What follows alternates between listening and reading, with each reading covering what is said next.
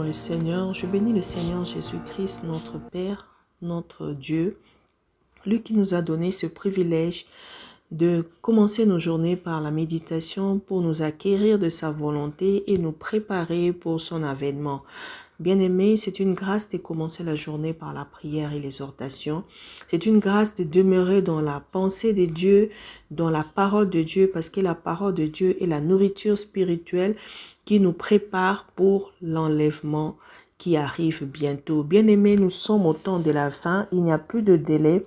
Tout est accompli à la croix. Jésus-Christ a blanchi tout le monde et veut que nous puissions rester des enfants éveillés pour que le jour où il rentre bientôt, il nous trouve prêts et que nous partions pour l'éternité avec lui.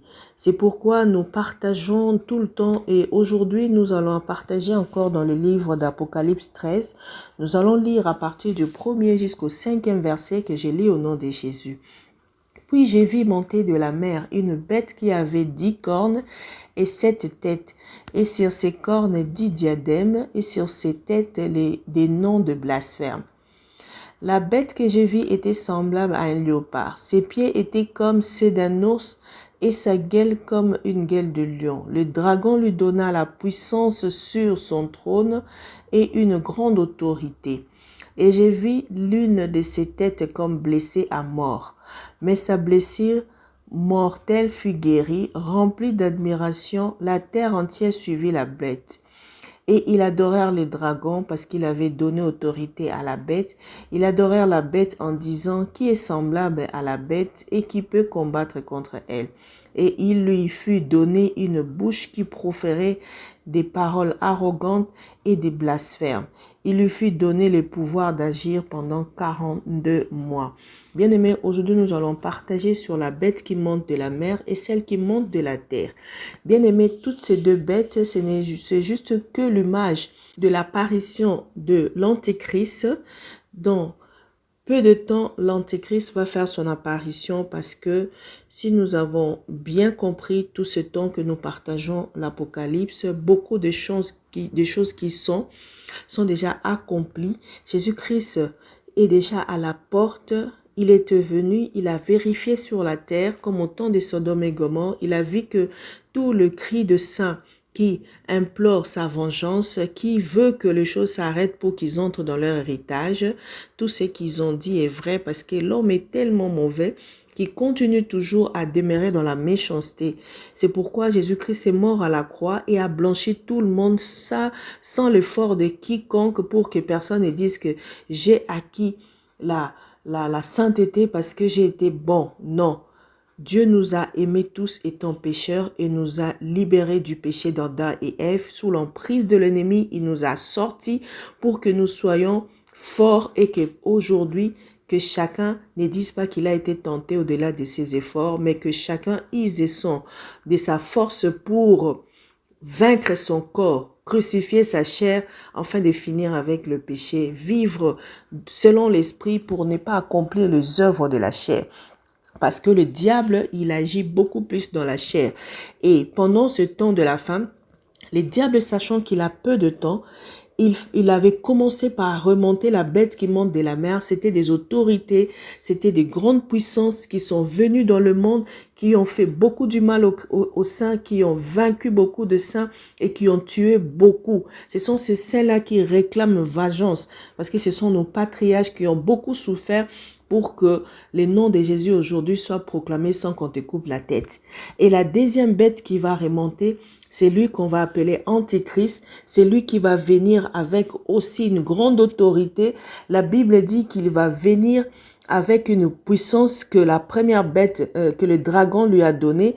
Ces choses-là nous sont bien expliquées à 2 Thessaloniciens 2, le verset 9, je vais commencer à lire jusqu'à 10.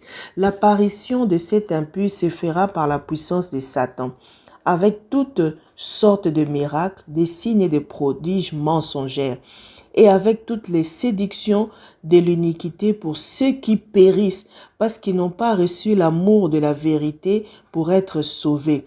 Ici, à Thessaloniciens, on nous dit que lorsque l'Antichrist va venir, il va séduire beaucoup, mais il va séduire seulement ceux qui périssent déjà.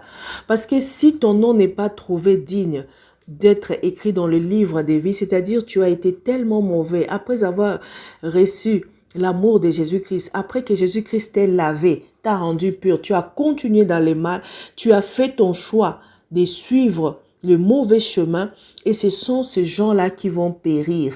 C'est là qui se livrent aujourd'hui par des miracles, par des prodiges, ne sachant pas que toutes ces choses-là sont faites par des faux prophètes.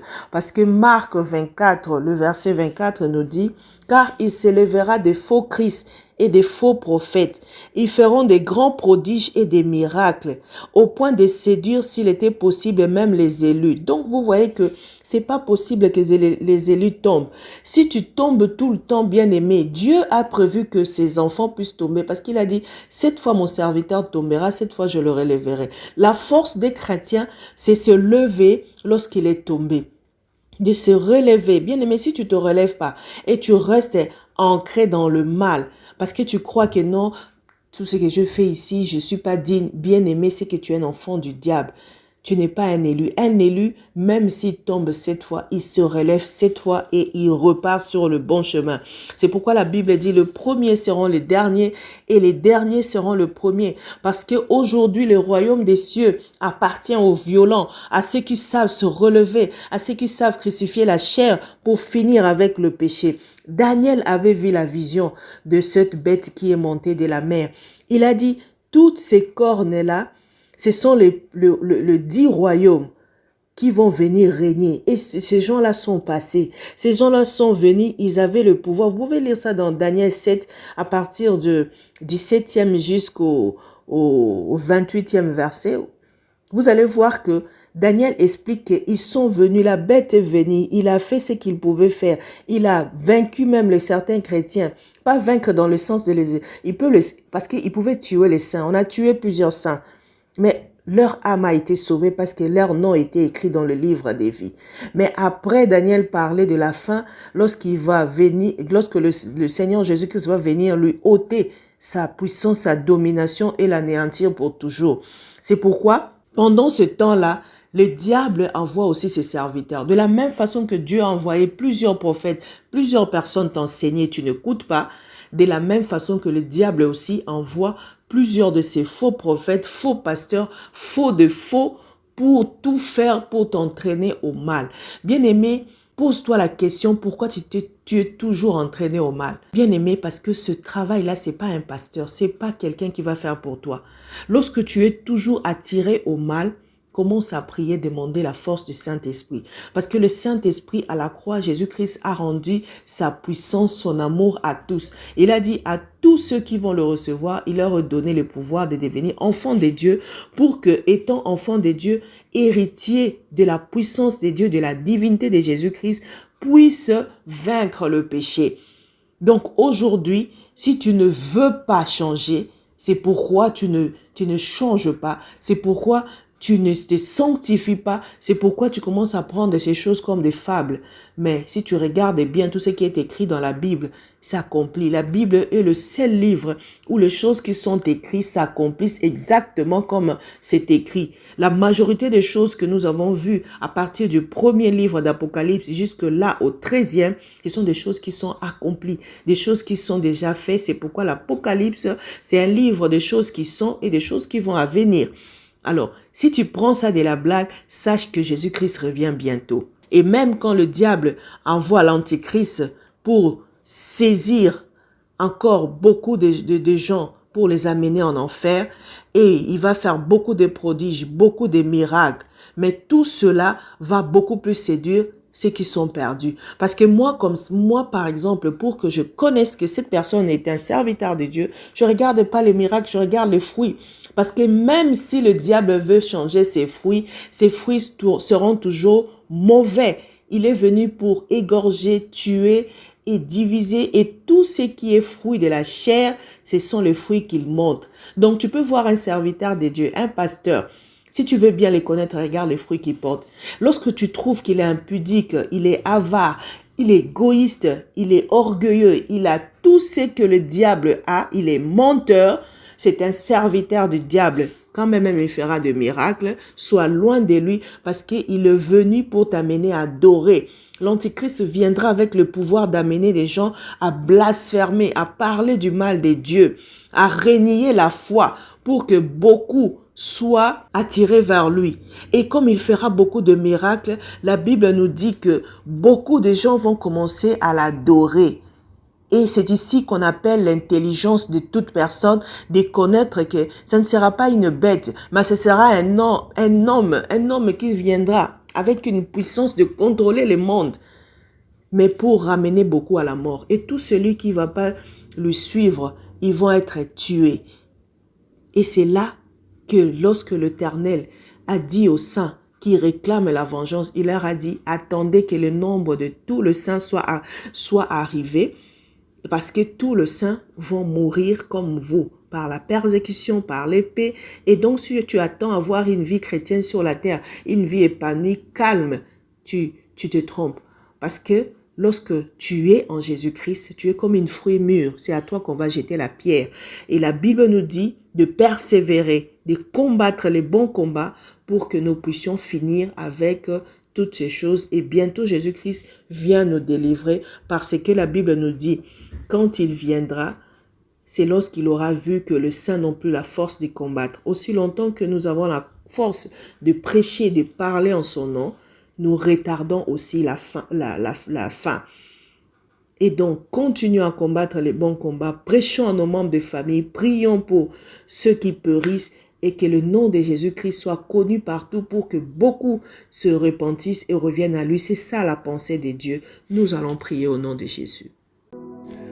Béni soit le Seigneur, le roi de rois, le Dieu de toute la terre, le Seigneur qui vit éternellement, le Dieu qui nous a donné le pouvoir sur le péché, le Dieu qui nous a donné la force de résister, le Seigneur qui nous a remplis de son esprit pour que nous puissions opérer dans le spiritualité.